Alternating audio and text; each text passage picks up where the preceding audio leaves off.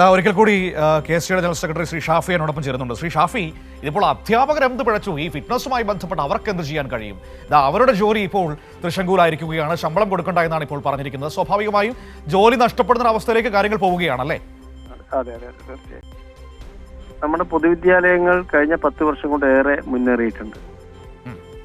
സ്കൂളുകളിൽ എത്തുന്ന പൊതുവിദ്യാലയത്തിലെ കുട്ടികൾ വളരെ മെച്ചപ്പെട്ട ഭൗതിക സാഹചര്യത്തിൽ തന്നെയാണ് ഇരിക്കേണ്ടത് എന്ന അഭിപ്രായം തന്നെയാണ് ഞങ്ങൾക്കുള്ളത്. അങ്ങനെ തന്നെയാണ് മിക്കവാറും സ്കൂളുകളിലുള്ളത്. എന്നാൽ ഈ വർഷം അതിനപ്പുറം ചില നിബന്ധനകൾ മുന്നോട്ട് വെക്കുകയുണ്ടായി.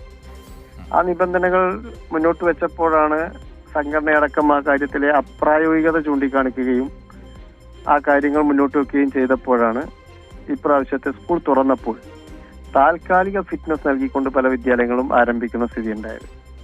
എന്നാൽ ഇപ്പോൾ ജൂലൈ 15 എന്ന് പറയുന്നത് നമ്മുടെ KER പ്രകാരം നമ്മുടെ സ്കൂളുകളിലെ തസ്തിക നിർണയിക്കുന്ന ദിവസമാണ്. ആ ദിവസത്തിന് മുമ്പ് ഫിറ്റ്നസ് കിട്ടാത്ത എല്ലാ സ്കൂളുകളിലെയും അധ്യാപകരെ പിരിച്ചുവിടുമെന്നും അവരെ സ്കൂൾ തന്നെ ഇല്ലാതെയാക്കുമെന്നുമുള്ള ഉത്തരവ് സർക്കാർ ഇറക്കിയിരിക്കുകയാണ്. ഇവിടെ ഞങ്ങൾക്ക് ചോദിക്കാനുള്ളത്, ഇതൊക്കെ തന്നെ പ്രധാനാധ്യാപകന്റെ ചുമതലയായിട്ടാണ് ഇപ്പോൾ പലപ്പോഴും പറയുന്നത്. ഒരു സർക്കാർ നടത്തുന്ന സ്കൂളിൽ ഈ സംവിധാനം ഒരുക്കേണ്ടത്, ഈ സംവിധാനങ്ങൾ ഉണ്ട് എന്ന് ഉറപ്പാക്കേണ്ടത് സർക്കാരിന്റെ തന്നെ ചുമതലയാണ്.